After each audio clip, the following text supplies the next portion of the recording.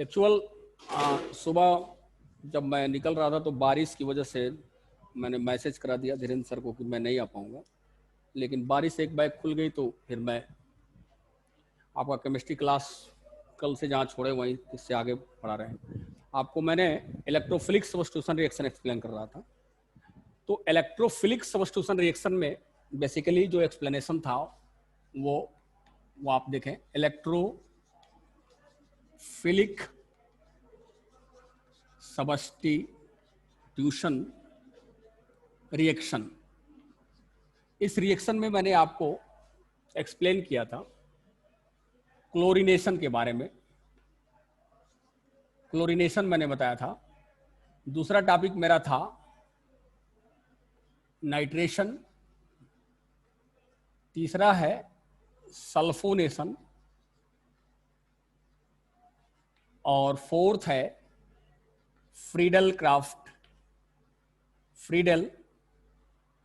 Craft reaction. ये सभी जो रिएक्शंस हैं इलेक्ट्रोफिलिक सब्स्टिट्यूशन रिएक्शन को रिप्रेजेंट करते हैं, जिसमें मैंने क्लोरीनेशन आपको एक्सप्लेन किया था। संभवतः नाइट्रेशन भी मैंने आपको एक्सप्लेन किया था, लेकिन फिर भी हम यहीं से आपको एक्सप्लेन कर दें नाइट्रेशन से। एक्चुअल नाइट्रेशन मीन्स होता है, नाइट्रेशन मीनिंग होता है reaction with concentrate HNO3, reaction with concentrate HNO3,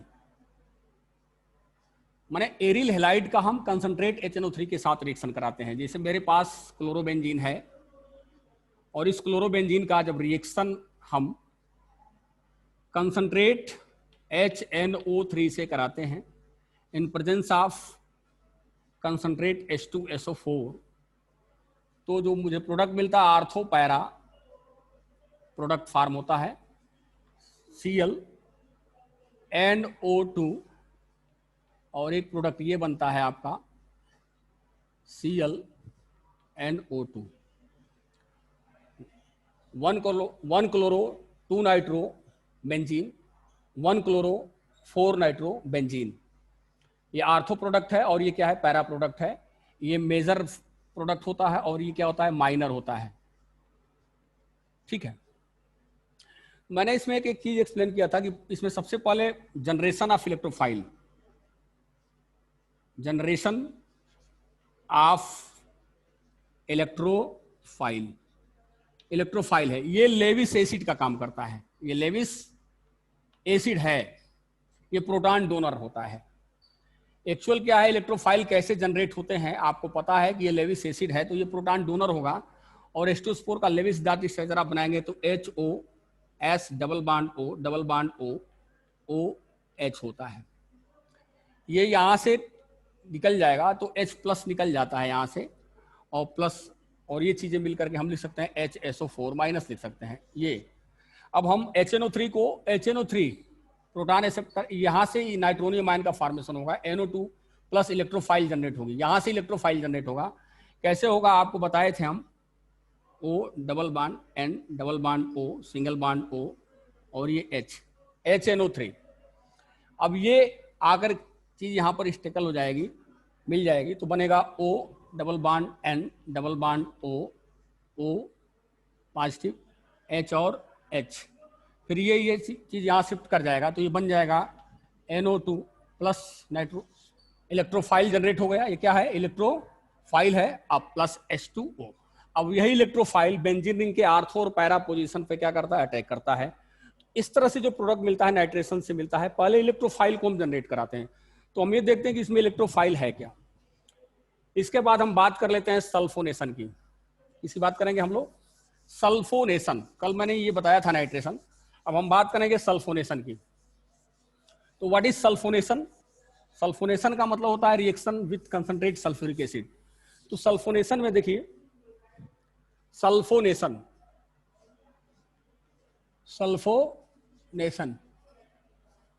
means aryl halide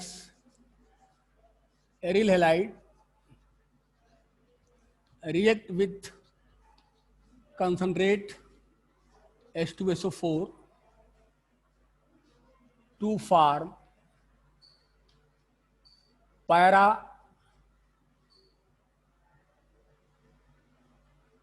ortho and para chloro benzene sulphonic acid, ये फॉर्म होता है। अब हमारा रिएक्शन है, जैसे ये मेरे पास क्लोरोबेंजीन है, इस क्लोरोबेंजीन का हम रिएक्शन H2SO4 से कराते हैं, कंसंट्रेट H2SO4 से कराते हैं, प्लस कंसंट्रेट H2SO4 के साथ इसको हम हीट करते हैं। तो जो मेरा प्रोडक्ट फार्म होता है वो मेरे पास ये बनता है आर्थो पैरा प्रोडक्ट फार्म होता है Cl SO3H 1,2 chloro benzene sulphonic acid, ये बनता है, ये माइनर प्रोडक्ट है। और एक बनता है पैरा पोजीशन वाला, ये Cl, और ये बनता है SO3H। ये आपका फॉर्म होता है 4 क्लोरो बेंजीन सल्फोनिक एसिड। ये आपका मेजर प्रोडक्ट है। ये क्या है? मेजर प्रोडक्ट है। इसमें यहां पर सल्फ्यूरिक एसिड जो है यही लेविस एसिड भी है और यहीं से इलेक्ट्रोफाइल भी जनरेट होना है। यहां पर जनरेशन ऑफ इलेक्ट्रोफाइल आप कैसे बताएंगे? जनरेशन ऑफ इलेक्ट्रोफाइल, इलेक्ट्रोफाइल इसमें SO3H इलेक्ट्रोफाइल है। क्या है? SO3H is the electrophile. ये इलेक्ट्रोफाइल है। ये इलेक्ट्रोफाइल जनरेट कैसे होता है इसको समझें। आपको पता है कि एक HOS डबल बॉन्ड O और H, इसका लेविस डॉट स्ट्रक्चर बनाएंगे तो ऐसे बनेगा। अब लेविस एसिड है तो प्रोटॉन डोनर होगा ही, ये बन जाएगा ऐसे H plus HOS double bond O और O लोन पेयर आने की वजह से इस पर नेगेटिव चार्ज क्रिएट हो जाएगा। अब यहां पर सेकेंड ये तो फर्स्ट एसिड था, सेकेंड एसिड भी इसमें एक और एसिड को ले लेंगे HS डबल बॉन्ड O और H, उस पर ये अटैक करेगा। सेकेंड एसिड पे अटैक करने के बाद बना देगा HOS double bond O positive H और H। अब ये चीज यहां शिफ्ट कर जाएगी जब, तो बन जाएगा आपका HSO3 पॉजिटिव और प्लस क्या बनेगा? H2O। ये आपका इलेक्ट्रोफाइल है और यही इलेक्ट्रोफाइल बेंजीन रिंग के आर्थो और पैरा पोजीशन पे, बेंजीन रिंग के किस पोजीशन पे? एक तो पैरा पर और दूसरा किस पे? आर्थो पे अटैक करेगा और आर्थो पे अटैक करने के बाद आर्थो पैरा प्रोडक्ट फॉर्म कर देता है। तो इस तरह से सल्फोनेशन होता है। इस तरह से क्या होता है? सल्फोनेशन होता है। तो सबसे पहले हमें इसमें एक्स्ट्रा नॉलेज यही है कि आप इलेक्ट्रोफाइल कैसे जनरेट करते हैं, what is the electrophile in this reaction. अब अगली टॉपिक है मेरे पास फ्रीडल क्राफ्ट रिएक्शन, जो इंपॉर्टेंट है और ये रिएक्शन हमेशा एग्जाम में पुटअप करता है, इससे क्वेश्चन बहुत आते हैं। फ्रीडल क्राफ्ट रिएक्शन क्या है? What is Friedel craft reaction? इसको आप देखें, फ्रीडल क्राफ्ट रिएक्शन। तो अगला टॉपिक मेरा है Friedel craft reaction. Friedel craft reaction. तो फ्रीडल क्राफ्ट रिएक्शन यहां दो तरह का है। एक तो मेरे पास रिएक्शन है फ्रीडल क्राफ्ट एल्काइलेशन होता है,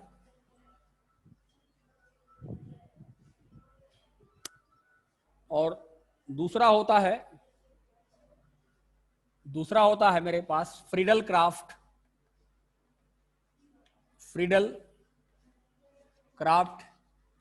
एसाइलेशन होता है।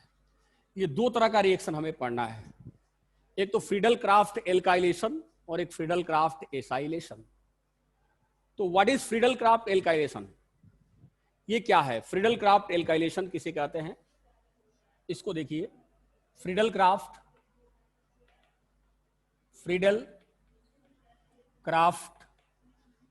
एल्काइलेशन। इस रिएक्शन को जानने के लिए हम इसको पहले देखेंगे। Aryl halide introduce methyl group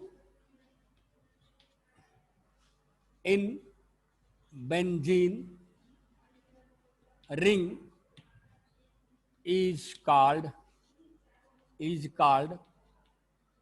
Friedel-Crafts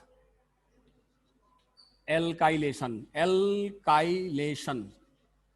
देखिए डिफिनेशन क्या है, introduce methyl group in benzene ring is called Friedel Crafts alkylation. ये इसकी डिफिनेशन है।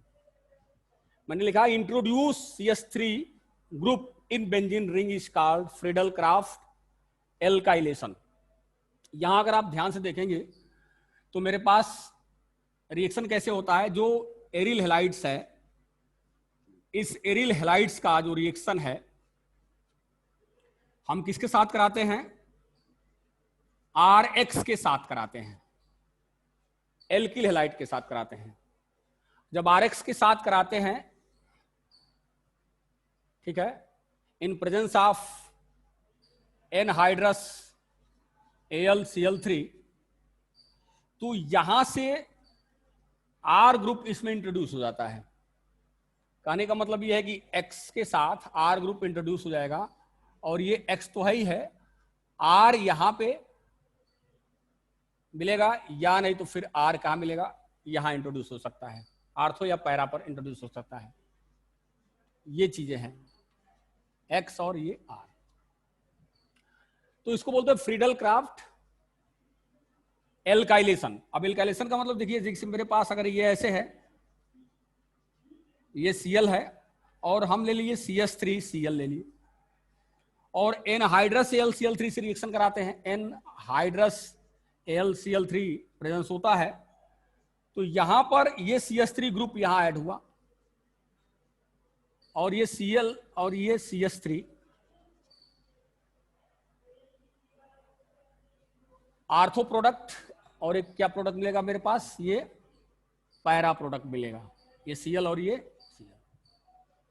1 क्लोरो 2 मेथिल बेंजीन, 1 क्लोरो और ये 4 मेथिल बेंजीन, ये क्या बनेगा? 1 क्लोरो 2 मेथिल बेंजीन, ये बनेगा, और ये बनेगा 1 क्लोरो 4 मेथिल बेंजीन।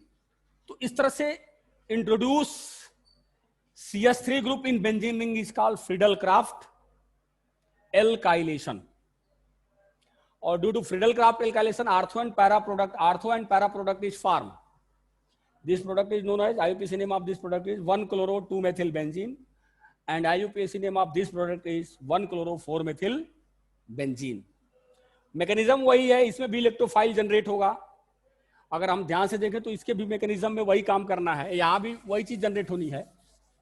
यहां पर देखिए, अगर यहां पर देखा जाए तो यहां पर CS3Cl react with AlCl3 to form CS3 plus, और प्लस क्या होगा? AlCl4 माइनस होगा। यहां भी वही चीज जनरेट होगा, ठीक है, और ये इसको एक्सेप्ट कर लेगा, ये चीज इसको एक्सेप्ट कर लेगा, और ये इसमें कन्वर्ट हो जाएगा। फिर आगे रिएक्शन में जब ये जो इलेक्ट्रोफाइल है वो इस क्लोरोबेंजीन के आर्थो या पैरा पोजीशन जहां एक्टिवेट हो रहा है वहां पर जाके अटैक करेगा, और आर्थो पैरा प्रोडक्ट को फॉर्म कर देता है। तो इस तरह से ये मेरा फ्रीडल-क्राफ्ट एल्काइलेशन है। दूसरे मेरे पास रिएक्शन है फ्रीडल-क्राफ्ट एसाइलेशन, दूसरा है फ्रीडल-क्राफ्ट एसाइलेशन। इसकी डिफिनेशन देखें, फ्रीडल-क्राफ्ट एसाइलेशन, जैसा कि नाम आप देख रहे हैं, एसाइलेशन का मतलब होता है इंट्रोड्यूस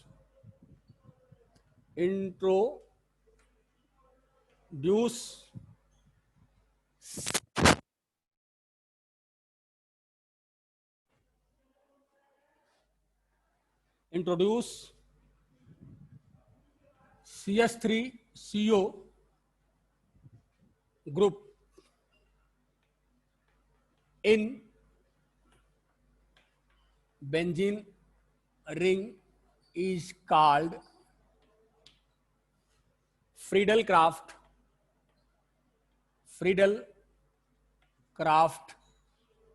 एसाइलेशन, उसको बोलते हैं फ्रीडल-क्राफ्ट एसाइलेशन। तो जो इंट्रोड्यूस होता है CH3CO ग्रुप, उसको बोलते हैं फ्रीडल-क्राफ्ट एसाइलेशन। यहां पर देखें, एरिल हैलाइड्स का या क्लोरोबेंजीन का हम रिएक्शन किससे करा देते हैं? CH3COCl एसिटिल क्लोराइड से कराते हैं। यहां भी वही प्रेजेंट होता है, एसिटिल क्लोराइड है ये, यहां प्रेजेंट होता है एनहाइड्रस AlCl3। तो यहां पर CH3CO ग्रुप इसमें इंट्रोड्यूस हो जाता है और मेरे पास जो प्रोडक्ट बनता है वो ऐसे बनता है, ये Cl और ये CO CH3 प्लस एक प्रोडक्ट यहां बन जाएगा आर्थो पे और एक बन जाएगा पैरा पर COCH3। तो इस तरह से यहां पर देखा जाए 1,2 क्लोरो एसीटाफिनोन, इसका नाम है 2 क्लोरो एसीटाफिनोन, ये बनता है 2 क्लोरो एसीटाफिनोन और इसका नाम है 4 क्लोरो एसीटाफिनॉन।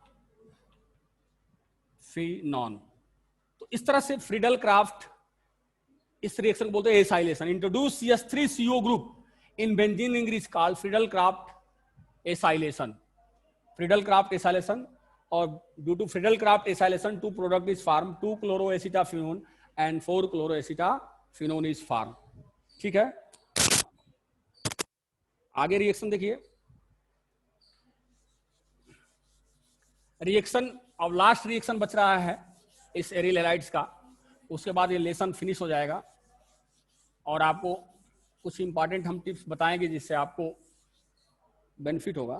तो पहला, अब लास्ट क्या है? Reaction with metal. अगला रिएक्शन है एरिल हैलाइड का, या रिएक्शन विथ मेटल। इसमें एरिल हैलाइड का मेटल के साथ रिएक्शन करना है।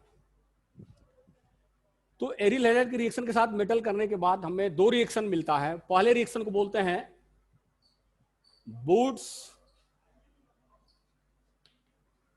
फिटिग रिएक्शन।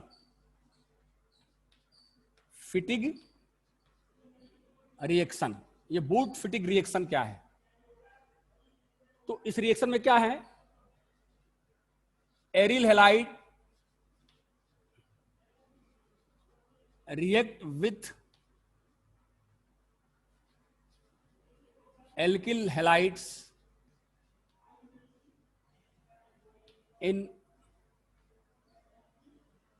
in presence of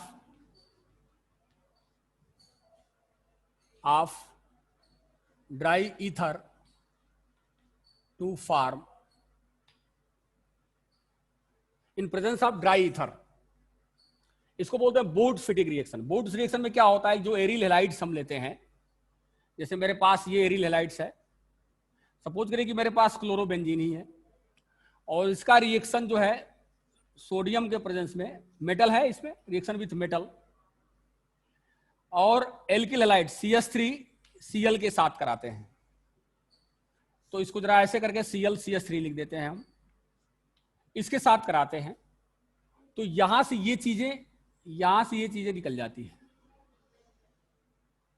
ठीक है, जब ये निकलेगा तो क्या बनेगा?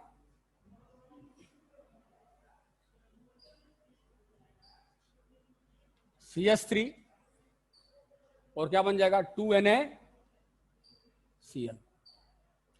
ये मेथिल बेंजीन बन गया, या इसको टालविन भी बोलते हैं, या इसको मेथिल बेंजीन भी बोला जाता है, या इसको टालविन भी बोलते हैं। तो इस रिएक्शन को बोलते हैं रिएक्शन विथ मेटल में aryl halide react with sodium in presence of dry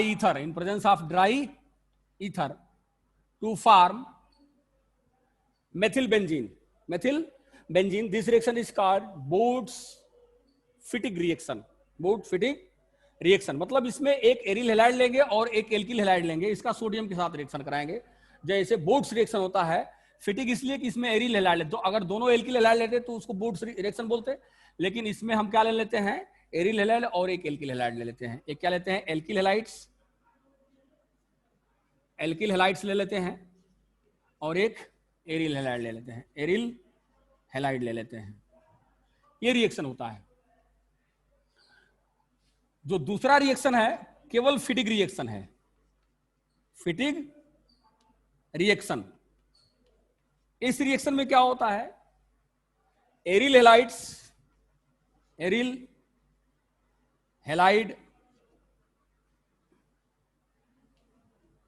react with sodium in presence of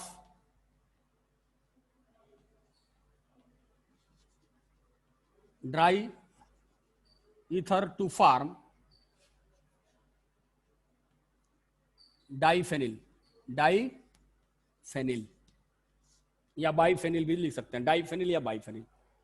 इस रिएक्शन को देखें जिसको बोलते हैं बोट्स-फिटिग रिएक्शन, और एक को बोलते हैं फिटिक रिएक्शन। तो फिटिक रिएक्शन में दो एरिल हैलाइड आप ले लेते हैं। जैसे मेरे पास ये एक एरिल हैलाइड्स है, ये Cl है, और दूसरा इसका रिएक्शन हम सोडियम के साथ कराते हैं। दूसरा एरिल हैलाइड हम ले लेते हैं,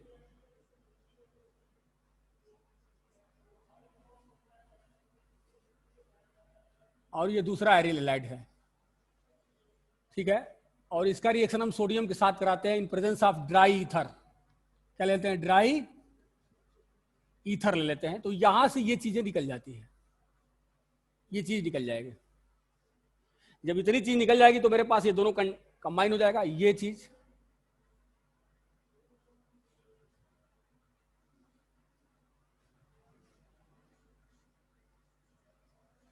प्लस 2NaCl, और ये बन गया आपका डाइफेनिल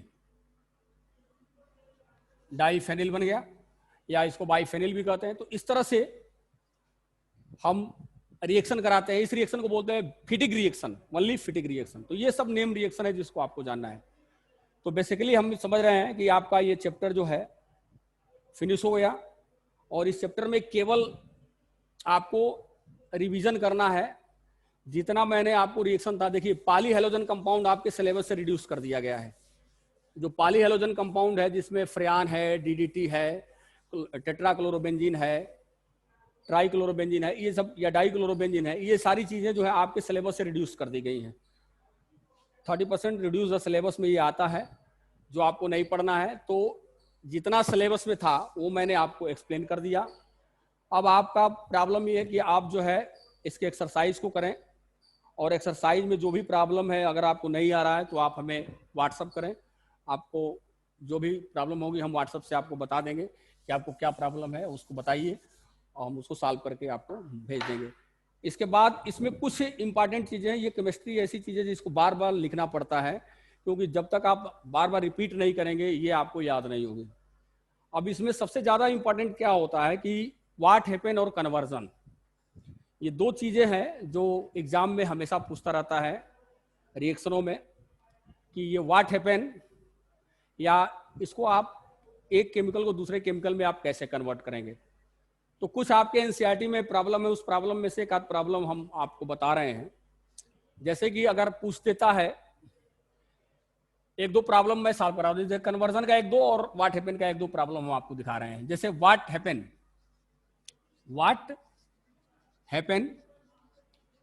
व्हेन, ऐसे लिख दिया। नंबर 1, जैसे what happen when n butyl chlorides, suppose करिए n butyl chloride treated with alcoholic KOH, ऐसे क्वेश्चन पूछ देता है। तो आप इसको कैसे सॉल्व करेंगे? तो आपको कहा गया ना कि आप बार बार रिएक्शन को लिख करके रिपीट करके और ही याद करेंगे। रीड वन, राइट ट्वाइस और थिंक थ्राइस का फॉर्मूला जब अपनाएंगे तब जाके केमिस्ट्री याद होती है। तो जैसे n butyl chloride treated with alcohol, तो ये प्रोडक्ट क्या बन सकता है? अब इसको आप केमिकल प्रॉपर्टीज में आप पढ़े हैं, एरिल हैलाइड्स के या एल्किल हैलाइड के केमिकल प्रॉपर्टीज में पढ़ते हैं। तो सबसे पहले एन ब्यूटिल क्लोराइड हमको बनना चाहिए। एन माने नॉर्मल स्टेट चेन वाला है, ब्यूटिल का मतलब होता है CH3 CH2 CH2 CH2 और क्लोराइड मतलब Cl लगा हुआ है।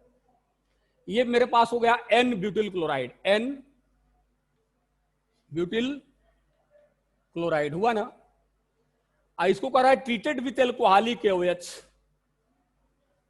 KOH के साथ, जो एल्कोहलिक KOH है इसको ट्रीटेड कर रहे हैं। तो इस रिएक्शन में क्या होता है, इस रिएक्शन को एक आप रिएक्शन पढ़ेंगे एल्कोहलिक KOH के साथ अब एरिल हैलाइड्स को या एल्किल हैलाइड्स को ट्रीट करते हैं तो क्या बनता है, डिहाइड्रोहैलोजिनेशन रिएक्शन होता है। कौन सा रिएक्शन होता है? डिहाइड्रोहैलोजिनेशन रिएक्शन होगा। मतलब डिहाइड्रोहैलोजिनेशन मतलब उसमें से हाइड्रोजन भी निकलेगा और हैलोजन भी निकलेगा। तो हैलोजन तो इसके साथ निकल करके ये चला जाएगा, KCl निकल जाएगा और एक H यहां से निकलेगा और H के साथ मिलकर H2O बना देगा। तो एक तो KCl निकल गया और एक बना दिया H2O, और जो बचा वो क्या बचा? ये बचा CH3 CH2 CH double bond CH2। तो n butyl chloride treated with alcoholic KOH, तो क्या फार्म होगा? ब्यूट 1 इन फार्म होगा। क्या फार्म होगा? ब्यूट 1 इन। इस रिएक्शन को बोलते हैं डिहाइड्रोहैलोजिनेशन reaction, डिहाइड्रोहैलोजिनेशन।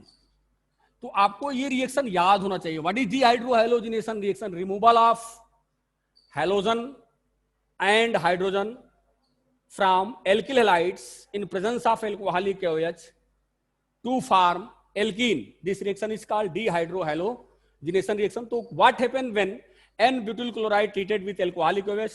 But 1-ene is formed. दूसरा जो एग्जाम्पल है, दूसरा जो है bromobenzene treated with magnesium. Suppose करिए एक क्वेश्चन और है, आप एनसीईआरटी में देखिए सारा क्वेश्चन एनसीईआरटी का है। दूसरा है bromobenzene treated with magnesium in presence of dry ether.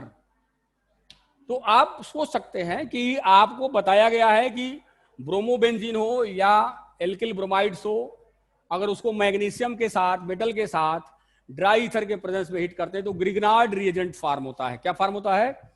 Grignard reagent form होता है। इससे क्या बनता है बोलो? आंसर क्या होगा?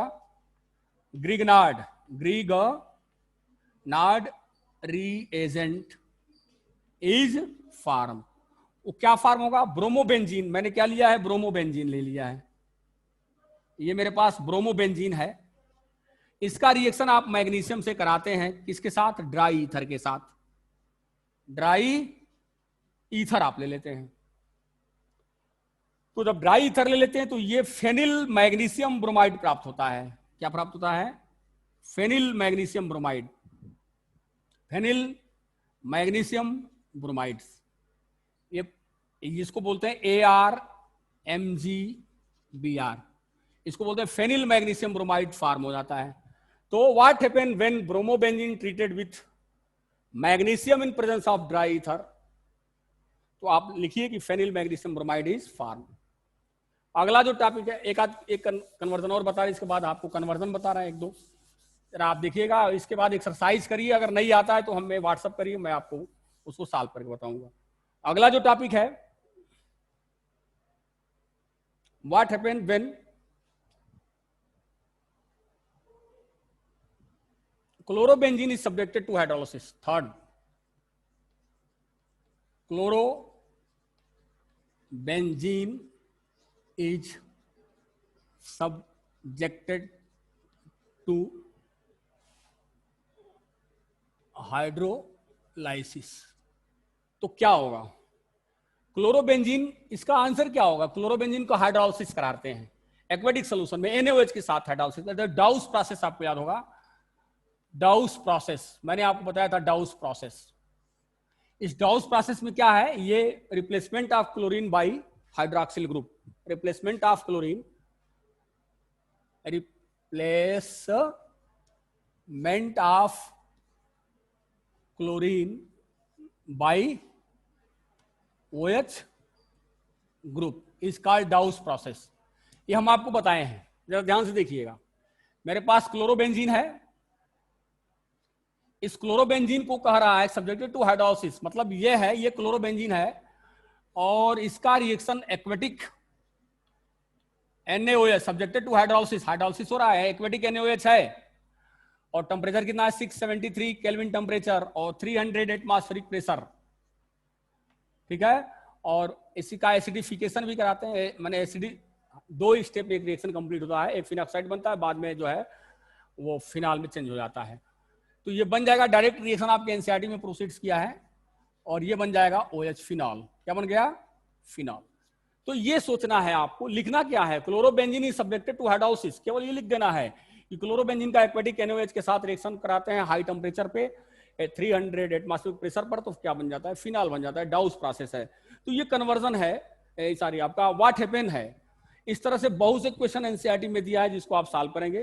कुछ इंपॉर्टेंट कन्वर्जन भी है, उस इंपॉर्टेंट कन्वर्जन में एक्सरसाइज से ही मैं बता रहा हूं, कुछ इंपॉर्टेंट कन्वर्जन है जिसको आप देखें, इसके बाद आप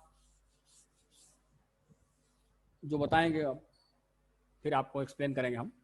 कन्वर्जन, कुछ इंपॉर्टेंट कन्वर्जन है, उस कन्वर्जन को आप देखें कि ये कन्वर्जन होता कैसे है। तो पहला कन्वर्जन है क्लोरोबेंजीन टू पैरानाइट्रोफिनॉल। सपोज करिए कन्वर्जन फर्स्ट है क्लोरोबेंजीन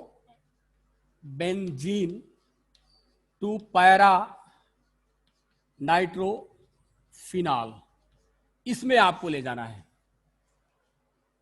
क्लोरोबेंजीन को पैरा नाइट्रोफिनॉल में कन्वर्ट करना है। तो थिंकिंग करिए कि आपको करना क्या होगा। आपको तो पता है कि मेरे पास क्लोरोबेंजीन है, ये तो पता ही है कि आपके पास क्या है, क्लोरोबेंजीन है। तो आप क्लोरोबेंजीन तो लिख ही लेंगे, ये क्लोरोबेंजीन का आप बना लेंगे डायग्राम, क्लोरोबेंजीन, और इसको पैरा नाइट्रोफिनॉल में चेंज करना है, फिनॉल। तो सबसे पहले हम इस क्लोरोबेंजीन को हम नाइट्रेशन करा दीजिए, पहले इसका हम नाइट्रेशन करा देते हैं, HNO3 के साथ रिएक्शन करा देते हैं, HNO3 के साथ रिएक्शन करा देते हैं कंसंट्रेट H2SO4 के प्रेजेंस में। तो क्या बनेगा, आर्थो पैरा दोनों प्रोडक्ट फॉर्म होंगे, ये Cl और ये NO2 यहां भी मिलेगा और एक प्रोडक्ट आपका ये भी मिलेगा, Cl और NO2। ये 1-क्लोरो-4 नाइट्रोबेंजीन मिलेगा, यही पैरा प्रोडक्ट है। अब इस प्रोडक्ट को, पैरा प्रोडक्ट को आप ले लीजिए, चूंकि पैरा नाइट्रोफिनॉल का रहा है, Cl और ये NO2।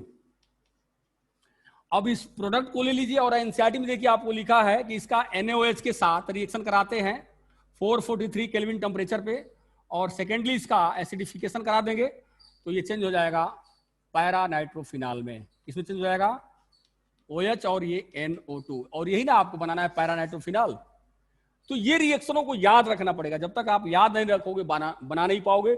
सबसे पहले क्लोरोबेंजीन का नाइट्रेशन करा के आर्थो पैरा प्रोडक्ट आप ऑब्टेन कर लीजिए नाइट्रोक्लोरोबेंजीन का, और पैरा नाइट्रोक्लोरोबेंजीन से आप चाहें तो NaOH के साथ 443 केल्विन टेम्परेचर पे उसका एसिडिफिकेशन करा करके क्या बना लेंगे, पैरा नाइट्रोफिनॉल इज ऑब्टेन कर सकते हैं।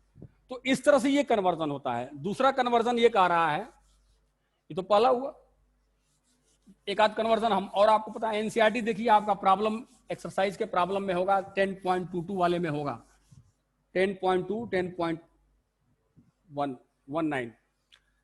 दूसरा है, अगर मेरे पास सपोज करिए 2 ब्रोमो प्रोपेन है और इसको कह रहा है कन्वर्ट करो 2 ब्रोमोप्रोपेन टू 1 ब्रोमोप्रोपेन। बहुत आसान है, इसको देखिए, कह रहा है कि 2 ब्रोमोप्रोपेन को 1 ब्रोमोप्रोपेन में आप कन्वर्ट करिए। मेरे पास क्या है, 2 ब्रोमोप्रोपेन है, इसको किस में कन्वर्ट करना है, 1 प्रोपेन में कन्वर्ट करना है। तो इसके लिए क्या करेंगे, पहले तो हम 2 ब्रोमो प्रोपेन लिखेंगे ना, CH3 CH Br CH3, ये हो गया हमारे पास 2 ब्रोमो प्रोपेन। इसको 1 ब्रोमो प्रोपेन में कन्वर्ट कराने के लिए पहले इसका हम एल्कोहली KOH से रिएक्शन कराएंगे। एल्कोहली KOH से रिएक्शन कराएंगे तो क्या होगा, डिहाइड्रो हैलोजिनेशन होगा कि नहीं होगा, डिहाइड्रो हैलोजिनेशन होगा, और ये एल्कीन में चेंज हो जाएगा। ठीक है, और क्या बनेगा, CH3 CH double bond CH2, ये एल्कीन में चेंज हो गया, प्रोपेन में चेंज हो गया।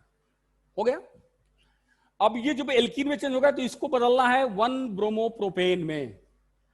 अब एल्कीन से एल्केन बनना हो तो एडिशन रिएक्शन कराना पड़ेगा, और एडिशन रिएक्शन कराने के लिए इसका हम HBr से रिएक्शन कराएंगे परऑक्साइड के प्रेजेंस में। परऑक्साइड एंटी मार्कोनिकॉफ रूल यहां काम करेगा, मार्कोनिकॉफ के अपोजिट क्वारस इफेक्ट होगा, और क्या बन जाएगा, इसका ब्रोमीन कहां अटैच होगा, जहां पर हाइड्रोजन की पॉसिबिलिटी अधिक होगी।